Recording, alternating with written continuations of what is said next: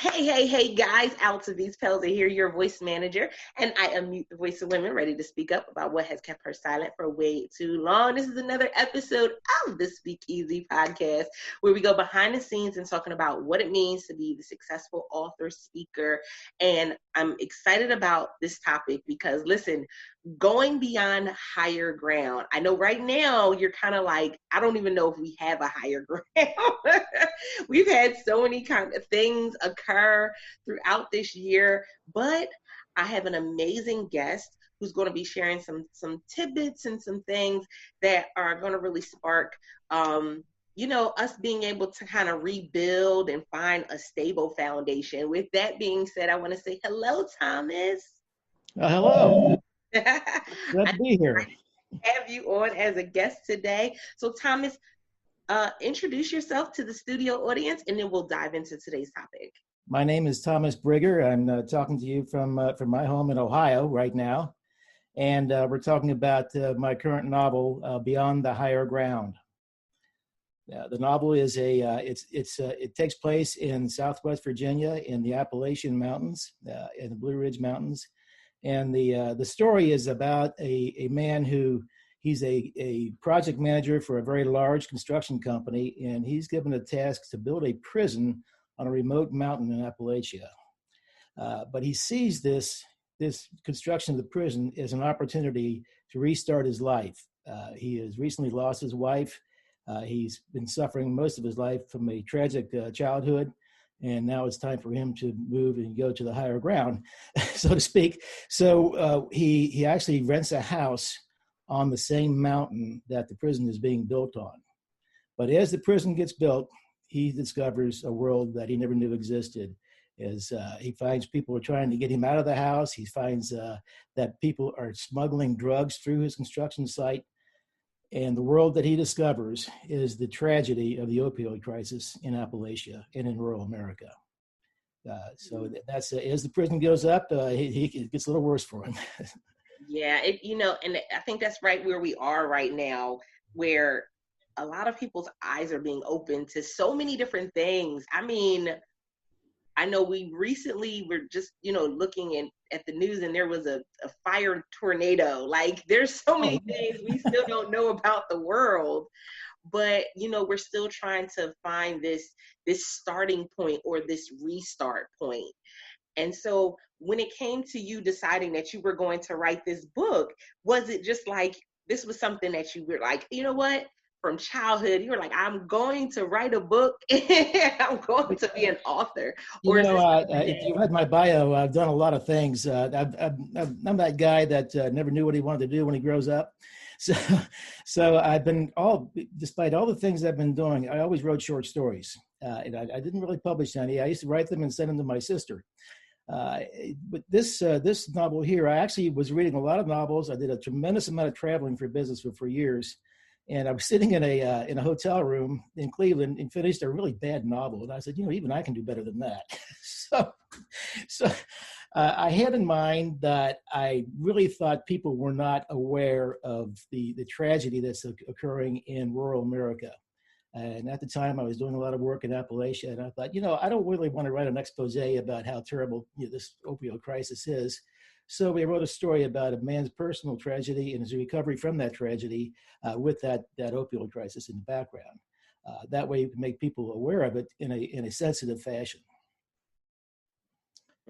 Awareness is definitely key. I love your viewpoint for that, because that's the greatest way. We know that educating people is the best way for us to be able to handle anything, to be able to change anything, is when we put it out there and say, okay, look, this is what's going on. Some people are a little skeptic at times, but when you kind of, lay the groundwork and you weave it into, a storyline that they can really, fall in love with, because they can really relate to, because there are so many people that can relate to that story, although they may not be building in the mountains.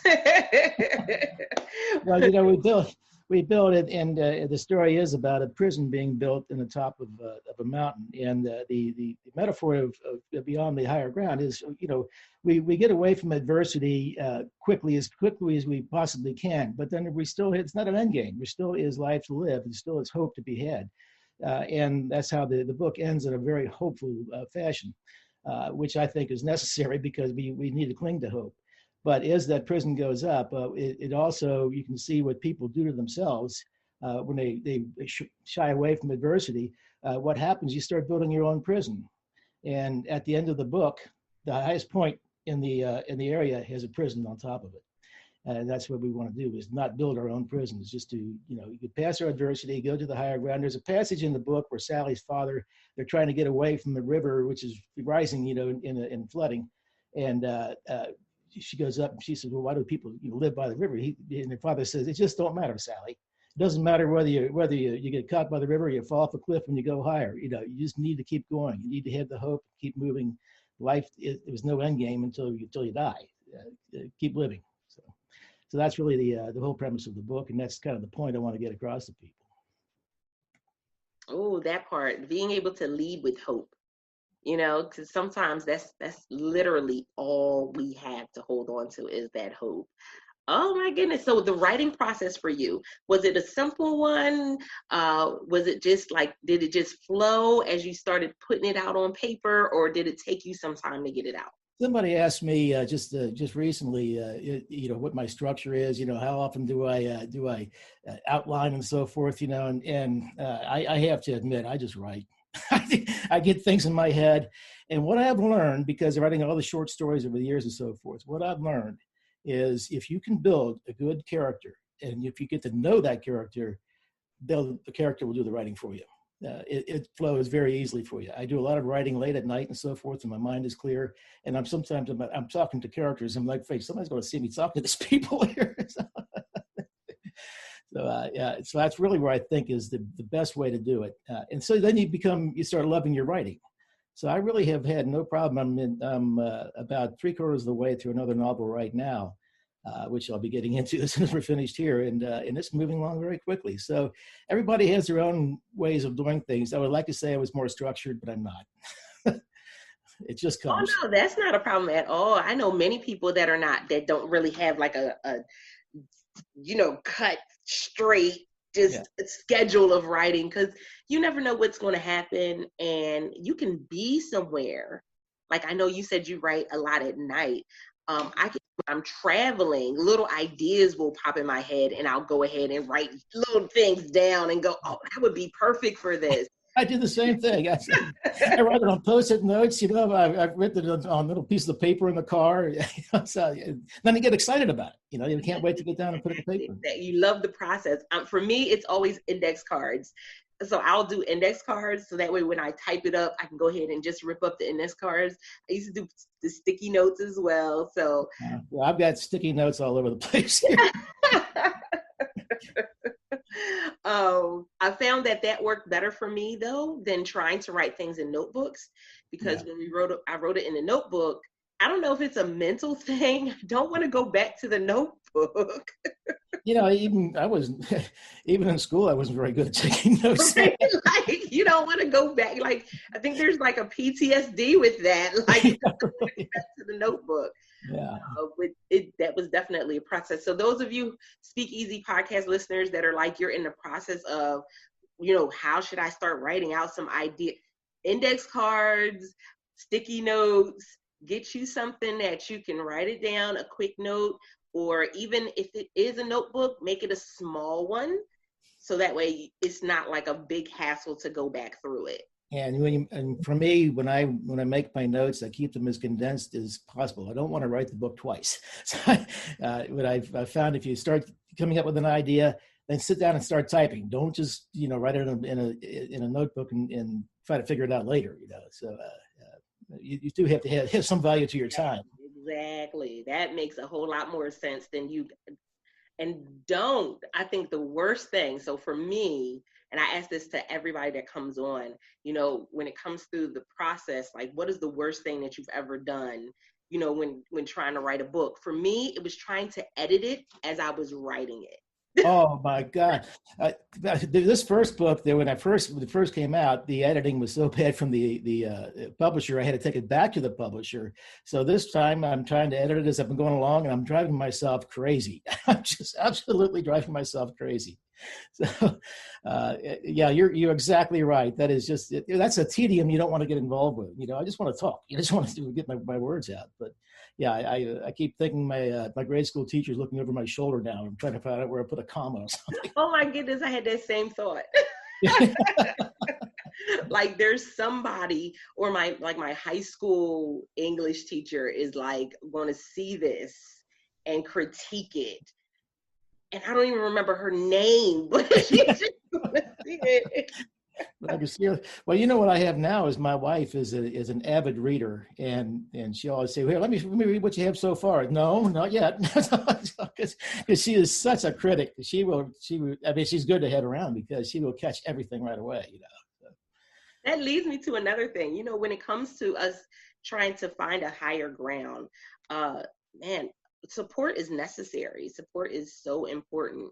And so for this journey, who has been your biggest support? Well, actually, my wife and my sister. And my sister passed away last year, but she was the one who always dragged me.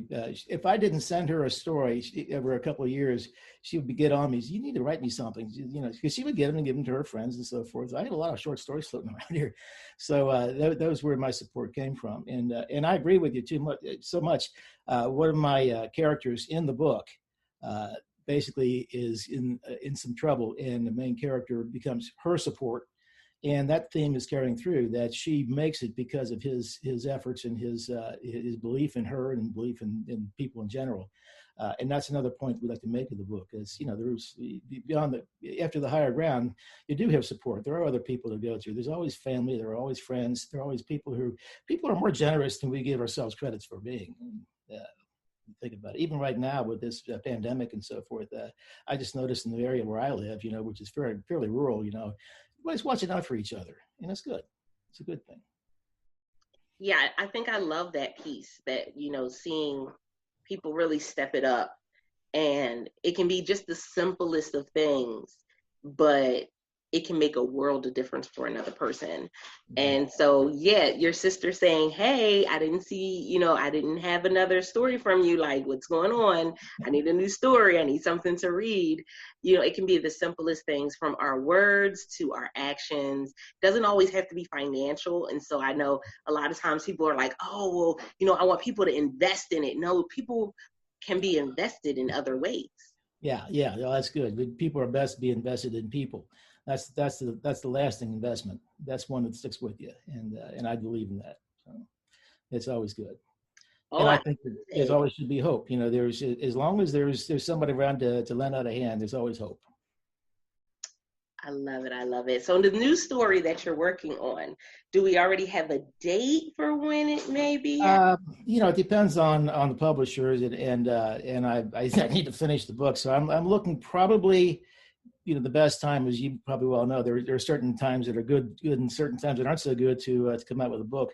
I'm looking at early spring by the time I get through the publication process, because you know how that takes forever, and by the time you do the editing and all that and the artwork and everything. So I'm looking at either maybe a March release date or something, so. Oh, that's awesome. I love it. Okay.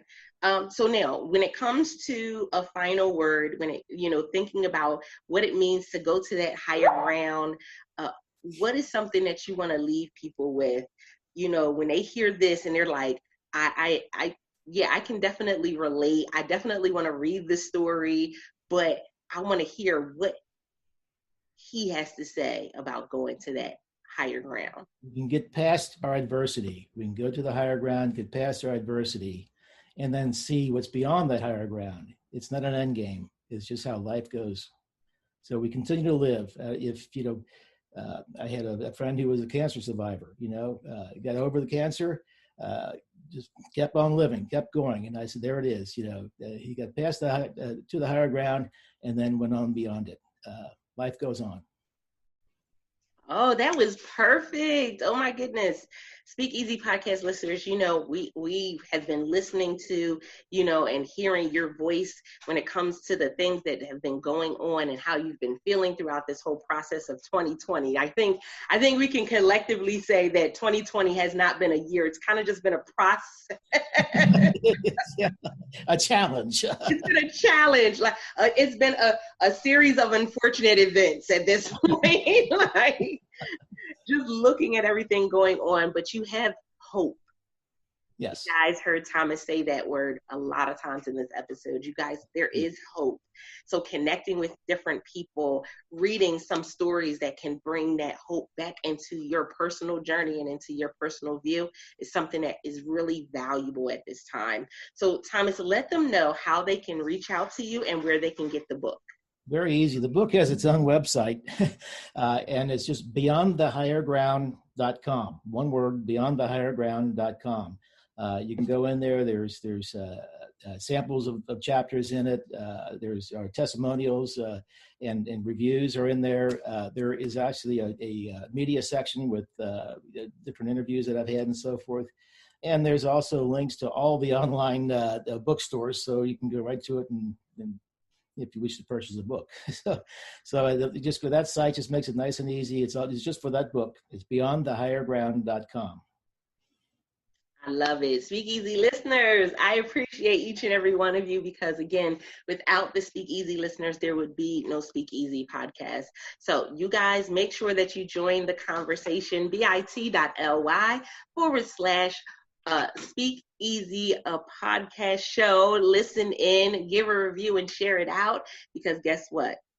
There's somebody that you may know that needs to go to higher ground. With that being said, Altavis Pelzer here, your host of the Speak Easy podcast. And until next time, guys, don't forget to press it out. See ya.